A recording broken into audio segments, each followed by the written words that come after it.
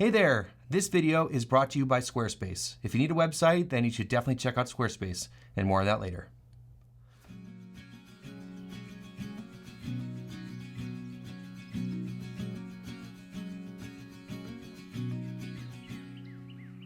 Radio up and the blinds pulled down. You love it when nobody's around. I wanna call out round town, but you bite my lip, don't make a sound. I'll be damned if I'm leaving without you.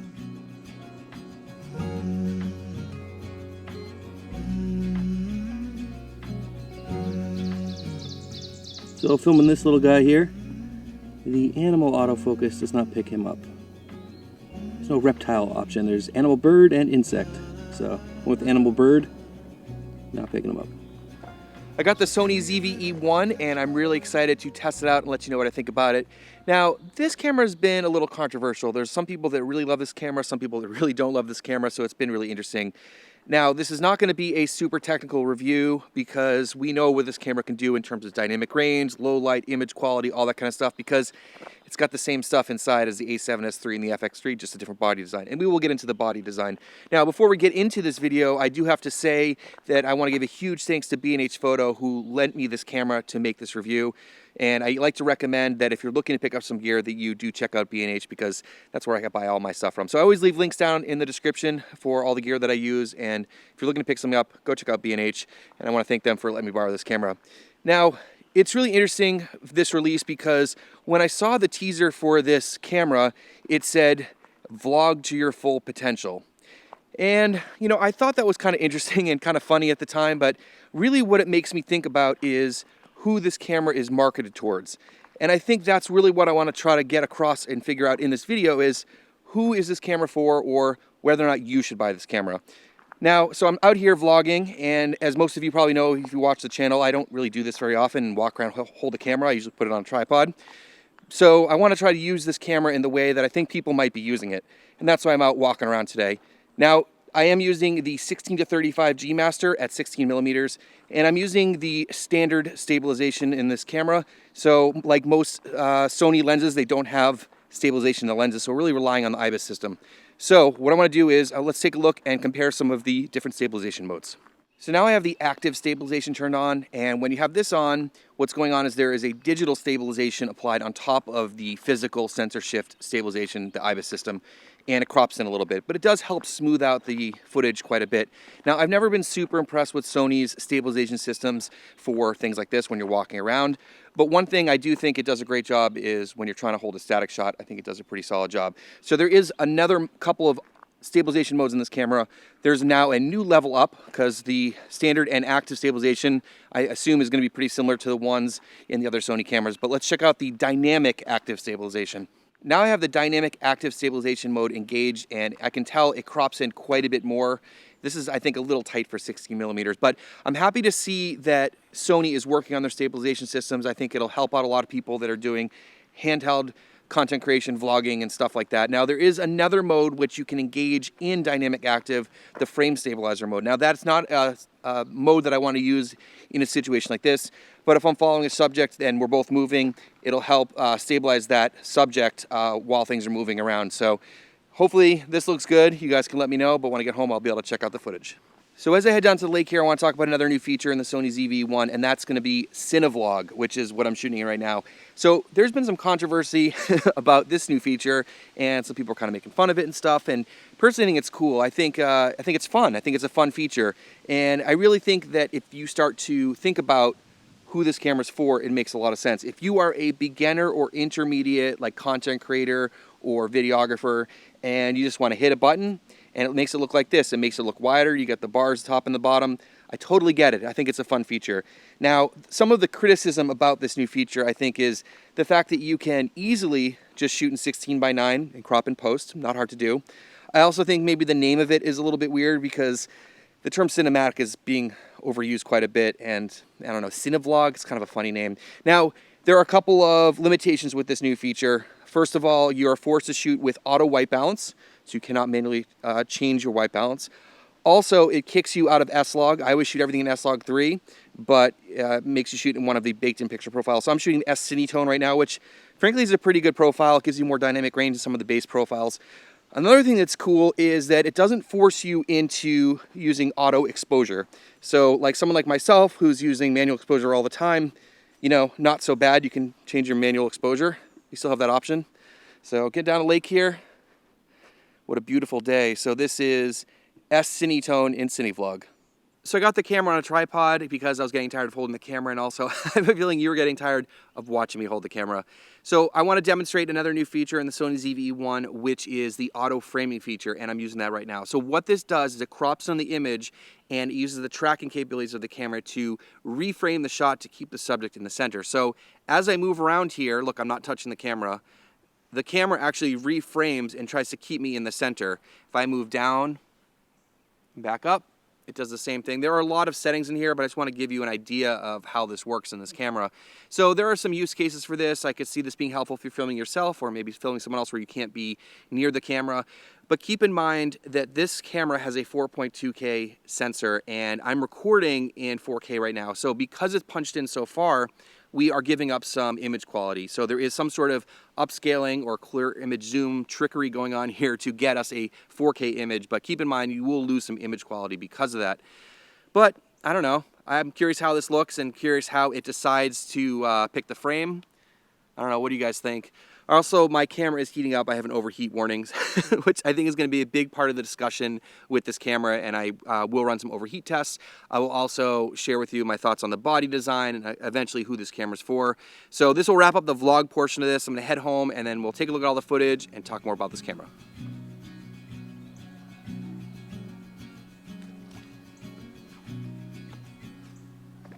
Radio up and the blinds pulled down.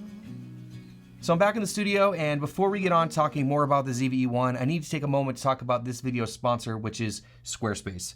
Now, if you're a creative, a content creator, or a small business owner, you need a website. Believe me, you really do. I am really excited to have Squarespace sponsor this video because I've been personally using Squarespace for years. Now, your website can be as simple as a landing spot for people to find your contact info and social media, but it's a great way to show off your photos, videos, portfolio, artwork, etc. They even let you host videos directly. There is no need to link a YouTube or Vimeo video, and it looks a lot more professional and seamless. It's simple to set up a website with their amazing templates. They make it super easy, and anyone can do it pretty quickly. They have lots of other cool stuff like the ability to set up an online store, schedule appointments, or have member areas. You should definitely head over to squarespace.com for a free trial. And when you're ready to launch, go to squarespace.com/JoshSatin to save 10% off your first purchase of a website or domain. Link in description. Now let's get on to more of the details to see where the limitations are and figure out who this camera's for. So the first limitation I want to talk about is, of course, overheating, because this is a huge concern of mine. Now, I mentioned earlier on in this video that it was starting to overheat. The overheat warning came on, but the camera did not shut down while I was out vlogging. It wasn't super hot outside. It was probably 70 or 80 degrees Fahrenheit, and I wasn't really actually using the camera that much. Now, I did have the camera overheat on me during normal use. I was using it for an overhead camera for one of my recent videos, the R6 Mark II Advanced User Guide, and it overheated in the studio here. And the studio is usually 70 to 75 degrees.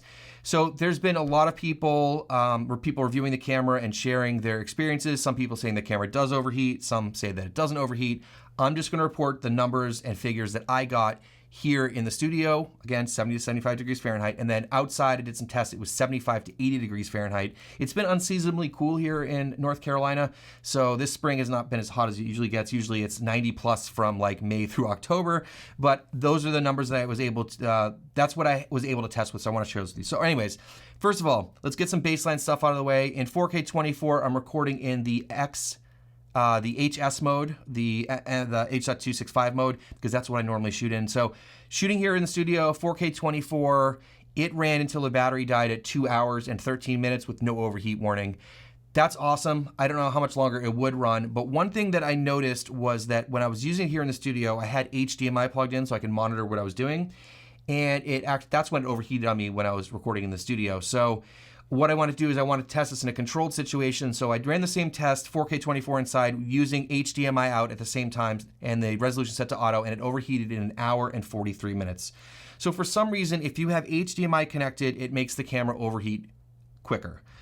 just letting you know, those are the limitations of the camera. It actually did overheat on me, as I said, in my studio when I was using it under those situations and in that controlled test. So then I took the 4K 24 and set up outside in the sun. As I said, it was 75 to 80 degrees Fahrenheit. It ran for 27 minutes before overheating.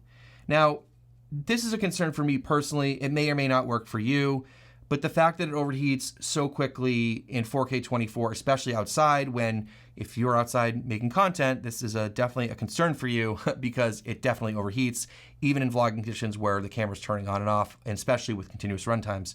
Now onto 4K 60. So everyone's use case for 4K 60 is different. There are some people that actually use 4K 60 for long form. They're doing events and weddings. They shoot in 4K 60 because then they can slow down any part of what they're recording. Totally get that. For a lot of people, 4K 60 is short bursts of B-roll, things like that, so it's really up to you. But in terms of run times, when I ran 4K 60 inside, I got just under 26 minutes until the camera overheated. And when I had it outside, it ran for only 15 minutes before overheating. So this camera has an issue with overheating in all different kinds of situations. You need to understand the limitations of that if you're going to consider this camera. To put this in perspective, when I tested the R7, the Canon R7, and I tested outside in 85 to 90 degrees Fahrenheit, it was hotter that day, I got an hour and 1 minute. Now, that camera is cheaper. It also has more resolution. It's a 7K oversampled 4K image. Of course, it's an APS-C camera, but it has more resolution than it is oversampling at a higher rate, and it ran longer. And Canon cameras, as most people know, are not great about overheating. So to put this in perspective, just keep in mind the overheating times and if it will work for you. Another thing I was curious about was live streaming. So I actually did use the ZV-E1 for a live stream a couple weeks ago, and the way I did that setup, usually when I live stream, is I just take the HDMI out of a camera into a capture card or an A10 mini or something like that. But I wanted to use the USB streaming feature, and that's what I did. It worked really, really well. I was really happy with the image quality, and it did not overheat. I had the camera on for a while as I was setting up, and then I streamed for maybe an hour and a half or so. No problems overheating. So I think a lot of the issues with the overheating have to do when you are recording internally. So if you're just using it for live streaming, again, I didn't run it longer than that hour and a half. I didn't have any issues. So keep in mind the limitations here, but I just want to report on the numbers that I got. In terms of stabilization, I wasn't really surprised. I think that the standard and active looked very similar to the other Sony cameras that I've used in the past. I think the dynamic active does look pretty good, but it crops in really heavily, and that's going to be tricky with like a 16mm lens. It gets pretty tight if you're hand holding the camera, but it's cool to see some new tech.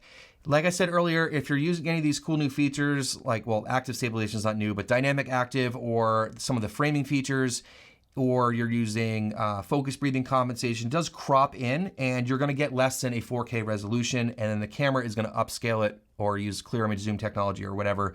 Now, this may or may not make a difference for where you're delivering the project to. If you're delivering to social media or even YouTube, maybe no one's going to even notice, but for someone like me who's a camera nerd, I like to make sure I'm keeping up as much resolution and image quality as possible.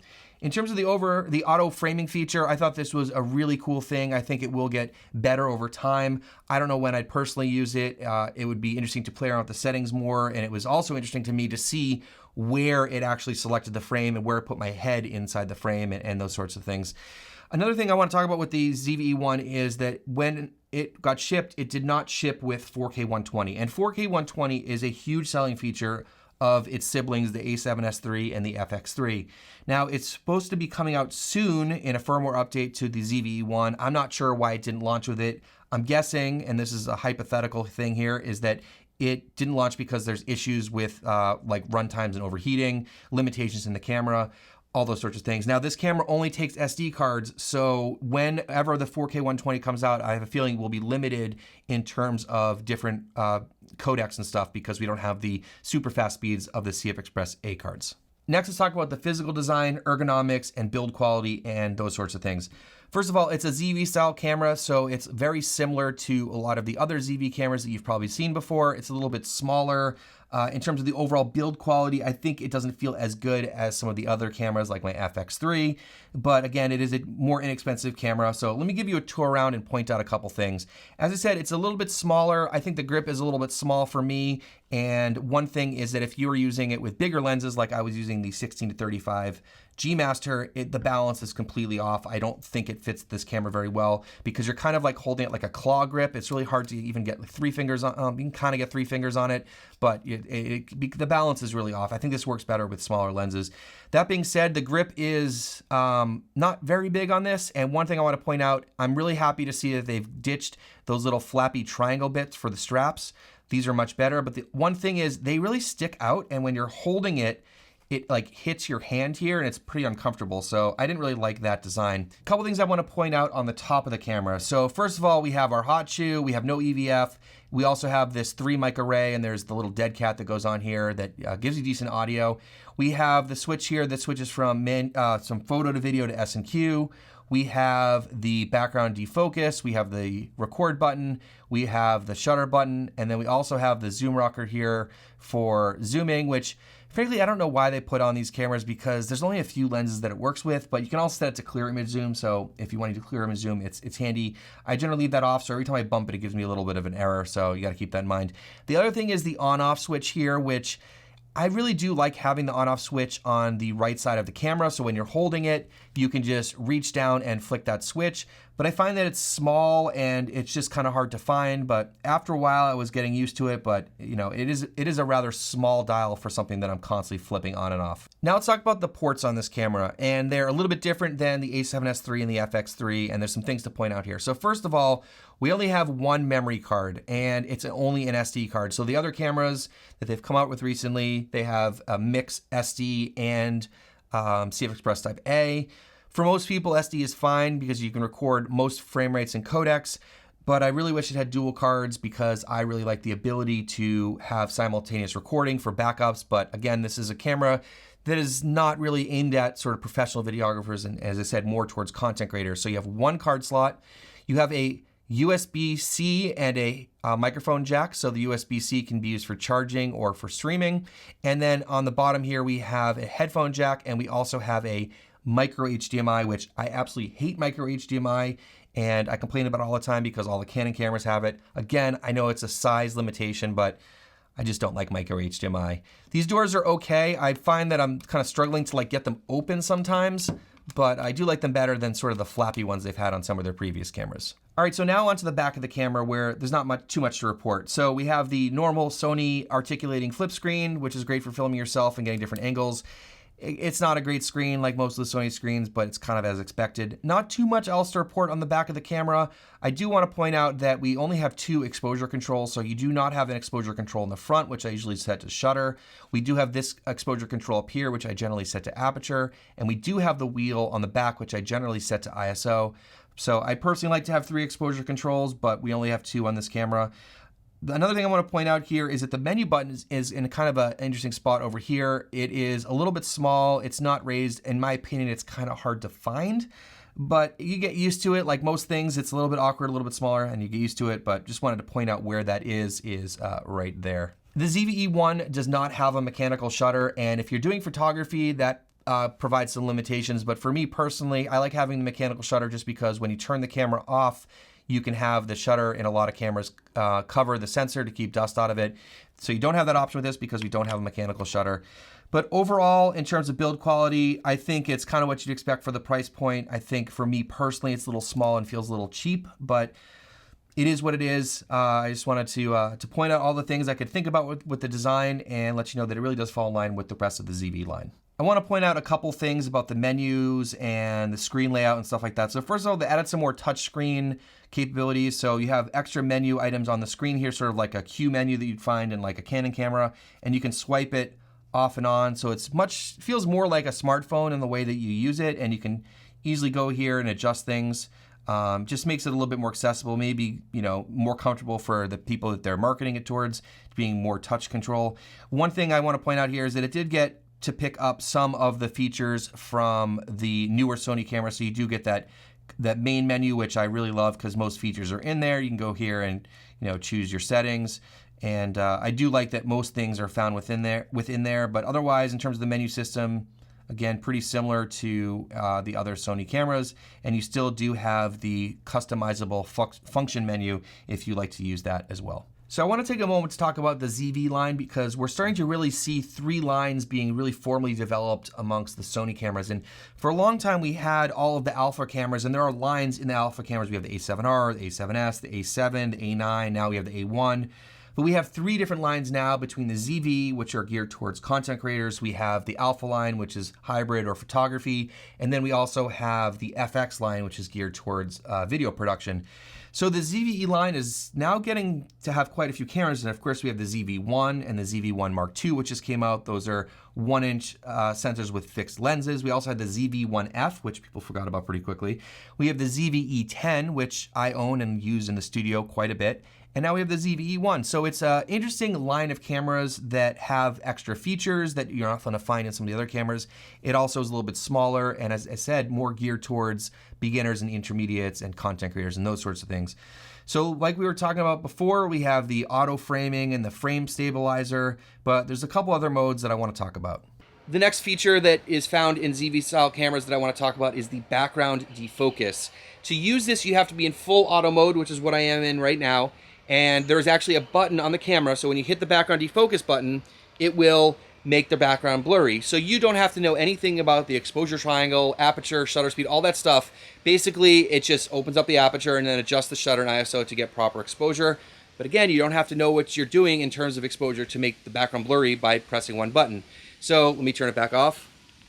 So when I turn it off, it'll make the background more clear. But again, this feature is important enough in the ZV style design to actually be a physical button on the camera. So it really tells you, who this camera I think is being marketed towards. In addition to the background defocus, we also have a couple things like product showcase, which if you turn that on, it basically turns off the face priority autofocus so you can hold things up to the camera and it'll focus on that pretty easily. Another option is the skin smoothing, and I do not like this feature. I actually had it on by accident and went out and started filming and got footage, and I didn't want to use it because I really don't like what it does to the footage. Keep in mind it's on by default, so if you do not want this, make sure you turn it off. The other thing that was a surprise is that it stayed on even when shooting in log. So again, I would recommend keeping that off. Now, I generally don't cover photography stuff on this channel, but I do want to mention that this camera is fairly good for photography. I wouldn't say it's an excellent photography camera, but I've taken lots of photos with the A7S III and the FX3, which share the same sensor, and I think it has great colors and can do great photos, but it is like 12 megapixels. And of course, we don't have the mechanical shutter like I mentioned earlier. So if you're looking for a camera that you can just take a few photos with, maybe you're gonna grab a couple thumbnails or whatever, this camera can do that. So it is a hybrid camera, but it really is geared towards shooting video. One thing that Sony has struggled with their ZV line is just the focal lengths. And I know they sort of addressed this with the ZV-1 Mark II, having a wider lens than the ZV-1, but the kit lens that they sell with the ZV-E1 is a 28 to 60, which is definitely not wide enough considering this is a vlogging camera. So let me take it outside and show you what I mean. So I got the kit lens on here at the widest focal length of 28 millimeters, and I'm holding the camera basically out as far as I can. I'm in S-Cinetone right now in shutter priority. I don't actually have a ND filter that fits on the front of this lens or a step-up ring that fits, so shutter priority and the aperture is cranked up quite a bit. Also, I'm using the built-in microphone in this camera set on the auto setting because it has front, back, or auto, so I wanted to also hear what that sounds like. But I wanted to give you a sense of what the field of view is like at 28 millimeters, holding the camera out as far as I possibly can. And this is with the standard stabilization. So let's try the other stabilization modes and see what that looks like. This is active stabilization, and you can tell that it cropped in a little bit more. As I said before, my arm is extended as far as I can get it, and my arm is getting pretty tired, even though this is a very light setup. But have very limited field of view if you are vlogging and hand holding this camera at 28 millimeters. All right, and this is the new dynamic active stabilization. This is, in my opinion, way too tight for a vlogging lens, unless everyone just wants to see your face up close, and I apologize for that, about seeing my face this close. So hopefully you get my point that the 28 to 60 kit lens is not appropriate to be sold with a vlogging camera. I would love to see a wider focal length zoom lens to be sold with this for a pretty cheap price. So for example, like Canon makes an RF 15 to 30, something like that would pair really well with the ZV-1 and keep the cost down. So in terms of cost and price, the ZV-1 is selling for $2,200 right now in the United States, and if you get it with the kit lens, it's $2,500. And I really think that's kind of where the price needs to max out, because I think for a lot of the people they're marketing this camera towards, I don't think they want to spend $3,000, $4,000, $5,000. They want a really good camera that's got great image quality and features, you know, for $2,000, $2,500. That's still a pretty expensive camera, but you get a lot for that. Now you can buy this with other lenses. For example, they sell the ZV-E1 with the 16 to 35 f4 power zoom. Awesome lens, I think would pair really well with this camera. And it's selling for $3,400. Right now it's on sale for $3,300. You can also get the ZV-E1 with the 20 to 70 f4, a super versatile lens. I think would also pair really well with the ZV-E1 for $3,300. But I think that where they're marketing this camera, I think once you get above $3,000, it becomes pretty spendy, and it's a little bit harder to pull the trigger on that. But you know, in the $2,000, $2,500, you can get a camera that has unbelievable image quality with a lot of features. So again, I'd love to see a wider kit lens being sold with the ZV-E1. So as I try to wrap this up, I want to give my personal thoughts and feelings about the ZV-E1 and then give some recommendations. So when this camera first showed up, I was really excited. I couldn't believe that I was holding basically an FX3 in this tiny camera that costs a little bit more than half the cost of the FX3, because that sells for $3,900. And I got really excited because I thought, man, this would be great for gimbal work. It would be great for some content creation here in the studio. Like I was trying to use it as an overhead camera because it's smaller and can fit in different places. And as I used it more, I realized that this camera is not for me, and that's okay, because I'm not the person that this camera is being marketed towards. Now, I've owned the A7S III or the FX3 basically since they came out in late 2020 and early 2021. I rely on the FX3 very heavily for content creation and my professional videography work. For me, I already own this camera, but in a different form factor that's very reliable and has all the features that I need. I don't need a lot of the new sort of content creator style features that are in the ZV cameras. So this camera doesn't appeal to me because it overheats. Now, if this camera didn't overheat, it would be really tempting to pick one up because of the form factor and being so small and having the same capabilities of a camera like the FX3. But again, I'm not the person that this camera is being marketed towards. It is being marketed towards vloggers and content creators. And I think the term vlogger is kind of interesting because for a long time, people thought of vlogging as like Casey Neistat style, where you're just holding out the camera in front of your face and walk around talking and those sorts of things. But vlogging and content creation is, I think we should just call everybody a content creator now as a more general term. And I think it's really interesting to me when I see cameras like manufacturers like Sony creating cameras for those markets. So I think this is an interesting camera. It is very powerful in terms of the image quality, dynamic range, frame rates, codecs, all that kind of stuff. I love the sensor in this camera. It provides an awesome image. If you are interested in a camera with the capabilities of the ZV-E1 but want it to be a little bit more reliable, I'd really recommend picking up an A7S III or an FX3. Now, they are a little bit more expensive, but you can definitely find a used A7S III for under $3,000, and you get a camera that's got a really nice electronic viewfinder, which is their best viewfinder that they make, and it's really handy to have in a lot of situations. You also get better ergonomics, which in my opinion it makes it an easier camera to use, but you get a reliable camera without overheating issues and longer run times and all that sort of stuff. So again, if you're looking for a more reliable version of the ZV-E1, I'd recommend maybe picking up a used A7S III.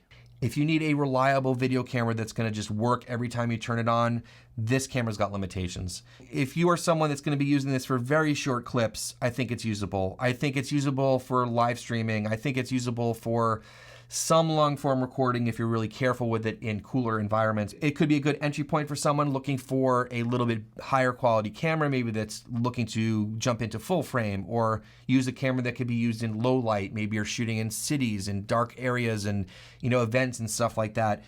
But as I said, there are some limitations, but pretty cool to see the power of an FX3 in a $2,200 camera. Hopefully you enjoyed this video, and if you did, please consider hitting subscribe down below. It would be greatly appreciated.